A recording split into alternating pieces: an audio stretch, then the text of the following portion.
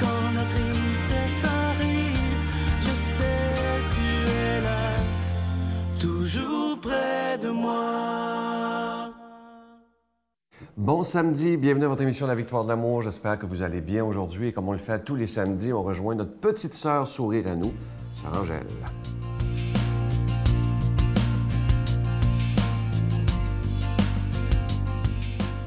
Bonjour, il fait beau, il fait chaud. Alors bon matin, regardez, respirez, allez à l'extérieur, allez à la montagne, allez marcher, allez faire un pique-nique, c'est le temps. Cet hiver, vous allez dire, j'ai rendu. Non, allez-y, parce que là, allez écouter le silence de la forêt. Le silence, t'entends des petits oiseaux chanter, t'entends les arbres bouger, t'entends tout ça. Et puis, rentre en toi, en toi-même. Souvent, les gens me disent, mais mon Dieu, vous parlez beaucoup. S'ils savaient combien de silence que je fais, et c'est ça qui nous nourrit. Le silence nous nourrit. Alors, ce matin, j'ai décidé de vous parler du silence. Ça vous surprend, mais je vous dis ça. Apprends le silence et tu apprendras à entendre. Seigneur, ne nous laisse jamais oublier que tu parles aussi quand tout tait. C'est beaucoup, ça. C'est comme une sœur a passé des heures dans la chapelle, mais il dit, qu'est-ce que vous lui dites au Seigneur? Ben, elle a dit, qu'est-ce que vous voulez que je lui dise? Il m'écoute et je l'écoute. Et c'est tout. Voilà. Le silence est une tranquillité, mais jamais un vide. Wow! Alors, faire silence en soi, c'est aller chercher une force à l'intérieur. Si aujourd'hui, les personnes, plutôt de se lancer dans le matériel, on prendrait plus de temps et se mettrait à l'écoute. Je suis qui, moi? Je suis qui? Je sors de qui? C'est ça. Dans le silence et la solitude, on n'entend plus que l'essentiel. Voilà. Vous savez, c'est des choses très importantes. Parce que qu'est-ce qui m'a aidé à persévérer dans mon engagement religieux?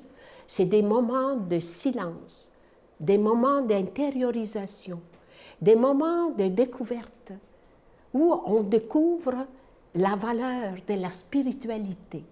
Regardez les moines, hein? Ils chantent les louanges du Seigneur et tout à coup, ils restent des heures en silence. Mais ils disent, qu'est-ce qu'ils peuvent? Bien, ils doivent s'ennuyer à mort. Moi, les gens me disent ça.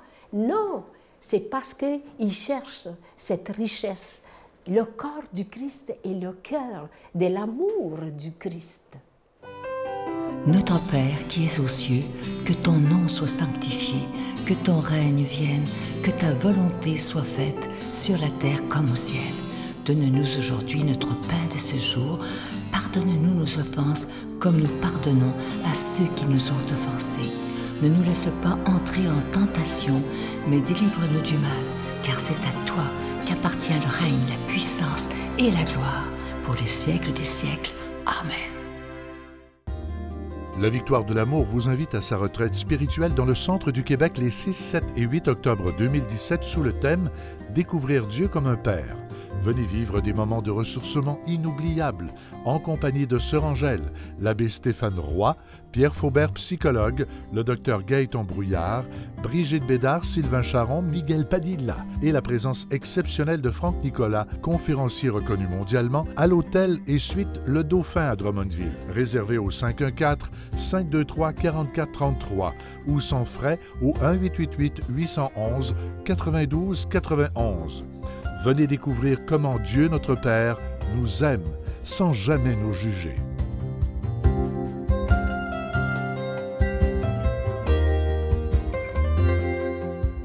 Je prends quelques instants pour solliciter votre aide pour le ministère de la Victoire de l'Amour. Vous savez, ceux qui écoutent depuis plus de 22 ans, ceux qui vous écoutez régulièrement l'émission, vous savez que normalement, avec un don de 25 $, on vous offre un cadeau en guise de remerciement. C'est très symbolique.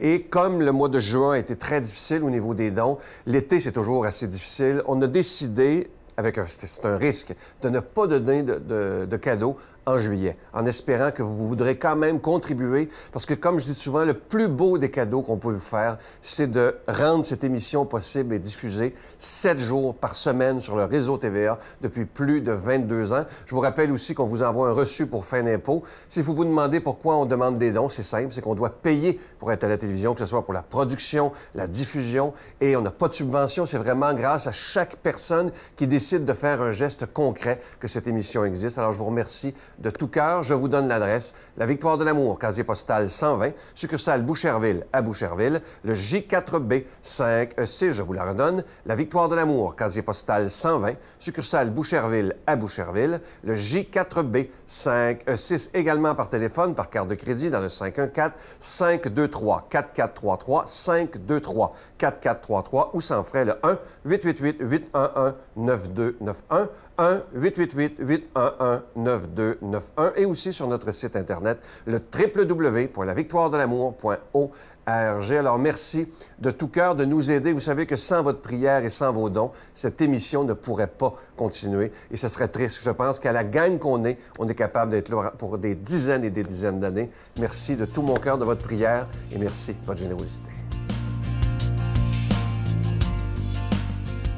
Mon Dieu, donnez-moi la sérénité d'accepter les choses que je ne peux changer, le courage de changer les choses que je peux et la sagesse d'en connaître la différence.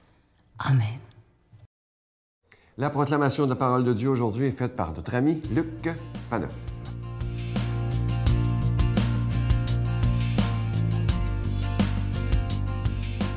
Bonjour, merci d'être là. J'espère que vous passez un beau mois de juillet.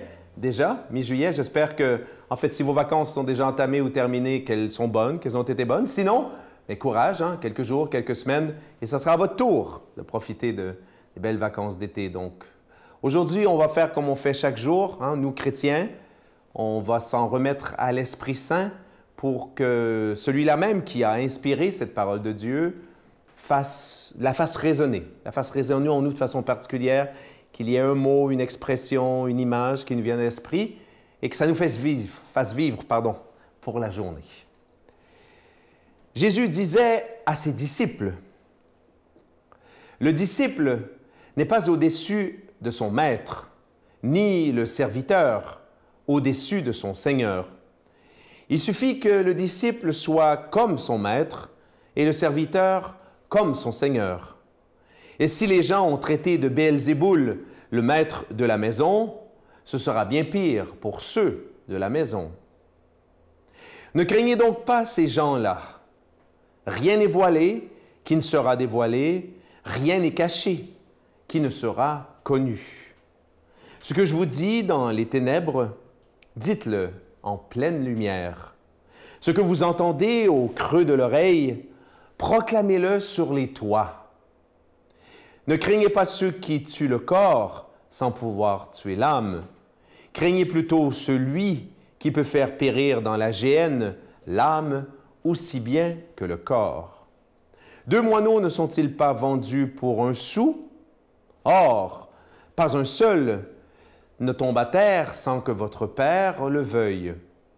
Quant à vous, même les cheveux de votre tête sont tous comptés.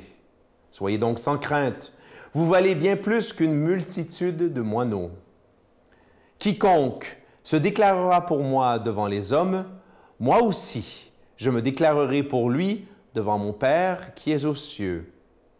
Mais celui qui me reniera devant les hommes, moi aussi, je le renierai devant mon Père qui est aux cieux. Acclamons cette parole de Dieu.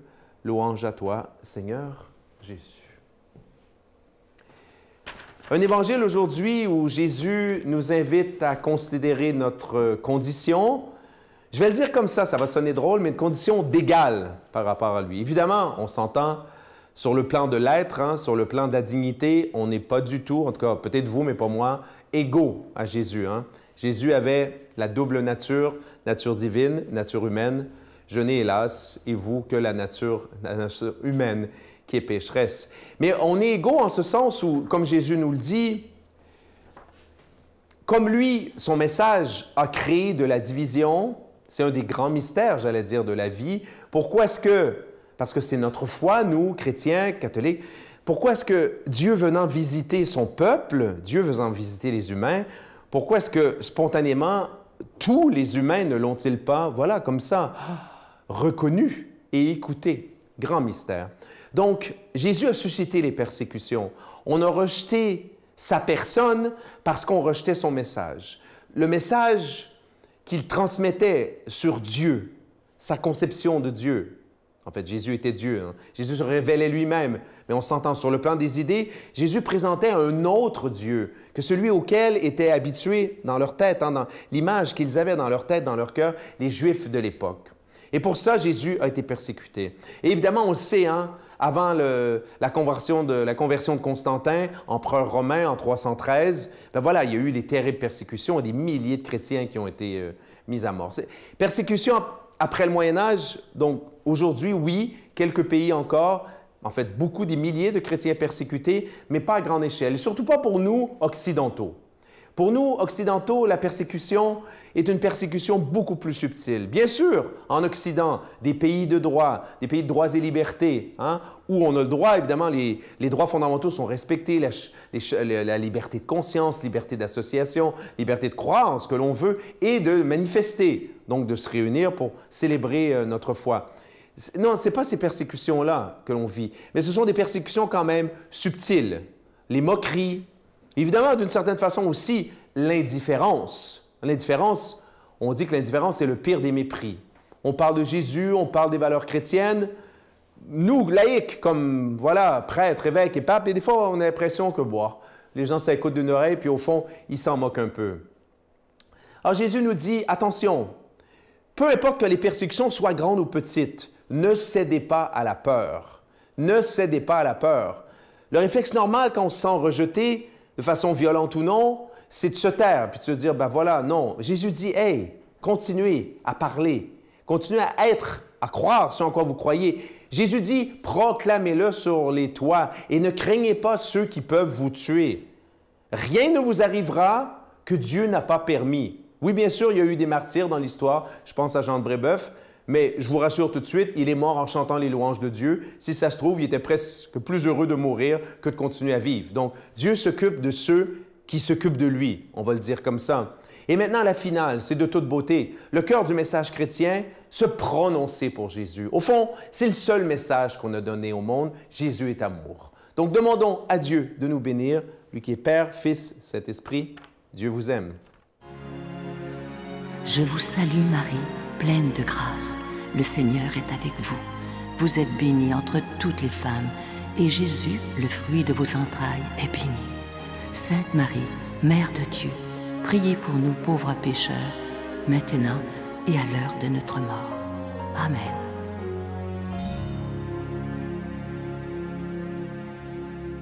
Je vous invite à ne pas manquer demain l'émission dominicale à 5h30 ou 12h30 sur le réseau TVA. Je reçois avec beaucoup de joie Stéphanie Terrien, une jeune femme dans la vingtaine, imaginez, mais qui a été diagnostiquée anxiété chronique ou généralisée. Elle a vécu des crises d'angoisse inimaginables et toute cette anxiété a provoqué des maladies réelles, là, bien physiques.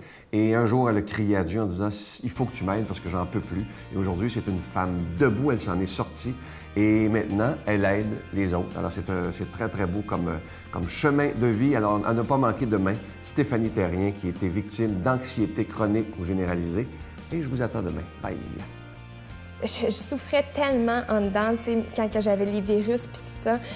J'avais pas le choix de m'accrocher à quelque chose, puis c'était instantané. J'avais pas le choix de me retourner vers lui puis de lui tendre les bras puis de dire « ben fais ce que tu veux avec moi parce que de toute manière, moi, je peux rien, là. »